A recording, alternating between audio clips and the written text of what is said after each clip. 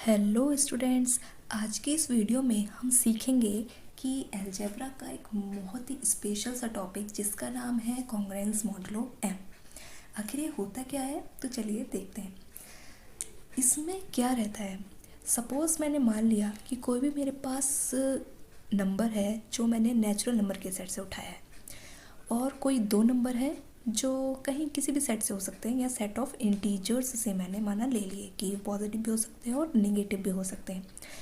तो ए और बी, ये जो दो नंबर हैं वो आपस में किसी तरह रिलेटेड है, यानी कि किसी ना किसी रिलेशन के थ्रू ये रिलेटेड है। रिलेशन क्या होता है, ये हमने अलजेब्रा की फर्स्ट वीडियो में सीखा था। तो किसी भी रिलेशन के थ्रू ये आपस में रिलेटेड है।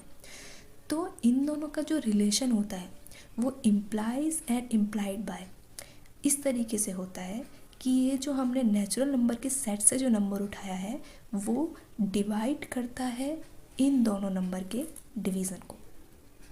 यानी कि क्या, कि ये जो हमने नंबर उठाया नेचुरल नंबर के सेट से, वो जो नंबर होता है वो इन दोनों नंबर्स के डिफरेंस को डिवाइड करता है। यानी कि क्या, अगर डिवाइड कर रहा है तो यानी कि m जो है वो a को भी इंडिविजुअली डिवाइड करेगा, और m जो है वो b को भी इंडिविजुअली डिवाइड करेगा ही करेगा। क्योंकि ऐसा हो ही नहीं सकता कि कोई नंबर उन दोनों के डिफरेंस को डिवाइड कर रहा है बट उन दोनों को डिवाइड ना कर रहा हो, तो ऐसा तो हो नहीं सकता है।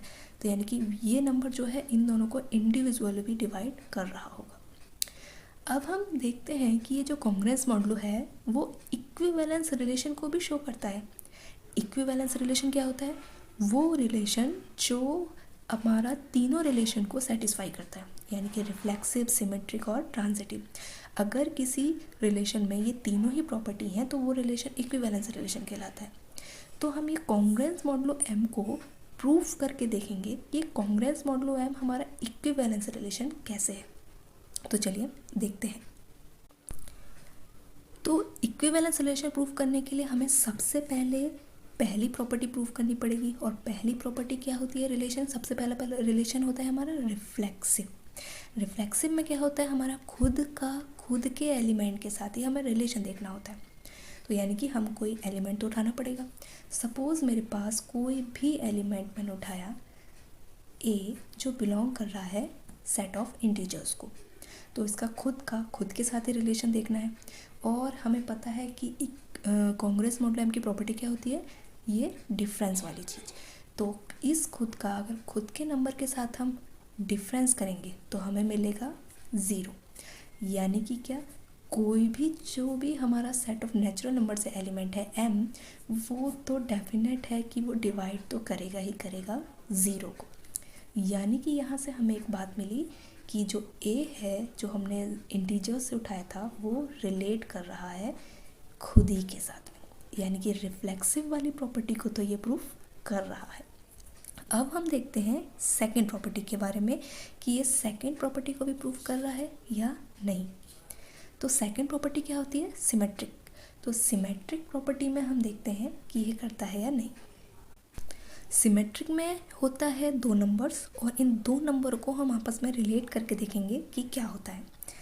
सपोज़ मैं मान लेती हूँ कि m जो है वो डिवाइड कर रहा है a माइनस बी को। यानी कि यहाँ से मैं समझ सकती हूँ कि जो a माइनस बी है, यानी कि इन दोनों का जो डिफरेंस है वो ज़रूर m का कोई ना कोई मल्टीपल्स तो आएगा ही आएगा। ये k क्या है, कुछ भी हो सकता है, फॉर सम कोई भी हमने कांस्टेंट मान लिया k।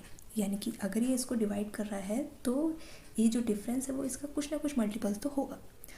यानी कि इससे हमें क्या पता चला, अगर a माइनस बी इसका कुछ मल्टीपल है तो जाहिर सी बात है कि v माइनस a जो है, अगर हम माइनस से इसको मल्टीप्लिकेशन कर दें या माइनस कॉमन ले लें तो यानी कि m जो है वो माइनस का k का मल्टीपल भी हो जाएगा। यानी कि इससे हमें एक बात पता चली कि m जो है वो डिवाइड कर रहा है b माइनस a को भी। और हमें शुरुआत करी थी कि m जो है a माइनस बी को डिवाइड कर रहा है, और हमें इम्प्लाइज कर के मिला कि m जो है वो b माइनस a को भी डिवाइड कर रहा है। यानी कि हमें पता चल गया कि r जो है, यानी कि जो भी हमारा रिलेशन है वो हमारा सिमेट्रिक है, क्योंकि सिमेट्रिक में a रिलेटेड टू b तो b रिलेटेड टू a होना चाहिए। अब हम देखेंगे कि क्या ये तीसरी प्रॉपर्टी को भी होल्ड कर रहा है या नहीं, यानी कि तीसरे वाले रिलेशन को भी ये सेटिस्फाई कर रहा है या नहीं। तो थर्ड रिलेशन हमारा क्या होता है? थर्ड रिलेशन होता है कि वो ट्रांजिटिविटी भी शो करनी चाहिए। ट्रांजिटिविटी में क्या चाहिए? हमें 3 एलिमेंट चाहिए, यानी कि अगर A रिलेटेड टू B है और B related to any C है तो A related to C implies हो जाना चाहिए। अब यहाँ पे रिलेशन कैसा है? डिफरेंस करना है हमको और कोई भी इंटीजर m उसको डिवाइड करना चाहिए।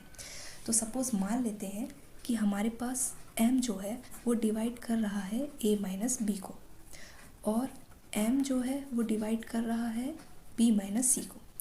इस बात से तो हम ये इम्प्लाइज कर सकते हैं जैसे हमने ऊपर किया था, यानी कि a माइनस बी जो है वो ज़रूर किसी न किसी का मल्टीपल आएगा। अब क्योंकि यहाँ 2 चीज़ें हैं तो हम k1 और k2 ले लेते हैं, और यहाँ से हम इम्प्लाइज कर सकते हैं कि b माइनस सी जो है वो जाहिर सी बात है m का मल्टीपल आएगा, और k हम 2 ले लेते हैं क्योंकि यहाँ 2 चीज़ें हैं इसलिए। तो यहाँ से हमें क्या मिला कि यानी कि a माइनस बी भी m का मल्टीपल है और b माइनस सी भी m का मल्टीपल है। अगर हम इन दोनों को ऐड कर दें तो हमें क्या मिलेगा? अगर हम इन दोनों को ऐड कर देते हैं तो हमें मिलता है m k1 प्लस k2, क्योंकि m दोनों में है तो ये कॉमन उठ जाएगा। अब यहाँ से b से b कैंसिल और हमें मिलेगा कि a माइनस सी जो है वो किसी न किसी k का मल्टीपल आ गया। ये k1 प्लस k2 यानी कि कोई ना कोई कांस्टेंट है तो फिर से कोई ना कोई कांस्टेंट ही आएगा, यानी कि a माइनस सी जो है वो m का मल्टीपल आ गया। और यहाँ से हम ये बिल्कुल कह सकते हैं कि m जो है वो डिवाइड कर रहा है a माइनस सी को भी, यानी कि हमारी ये प्रॉपर्टी प्रूफ हो गई कि हमारा जो R है, यानी कि जो मेन कॉन्ग्रुएंस मॉडुलो m का रिलेशन है वो सिमेट्रिक के साथ साथ ट्रांजिटिव प्रॉपर्टी को भी हमारा शो कर रहा है। यानी कि इन तीनों पॉइंट से हमें ये तो इम्प्लाइज हो गया कि जो हमारा कॉन्ग्रुएंस मॉडुलो m है वो हमारा इक्विवेलेंस रिलेशन है। ये बहुत ही खास प्रॉपर्टी है कि यानी कि जो कॉन्ग्रुएंस मॉडुलो m है वो इक्विवेलेंस रिलेशन को भी शो कर रहा है। तो ठीक है स्टूडेंट्स, आज की इस वीडियो में हमने काफ़ी इंपॉर्टेंट सा टॉपिक समझा कि कॉन्ग्रुएंस मॉडुलो m क्या है और इसका इक्विवेलेंस रिलेशन के साथ कैसा बात होती है। तो मिलते हैं हम नेक्स्ट वीडियो में किसी नए से टॉपिक के साथ में। तब तक के लिए पढ़ते रहिए मैथमेटिक्स।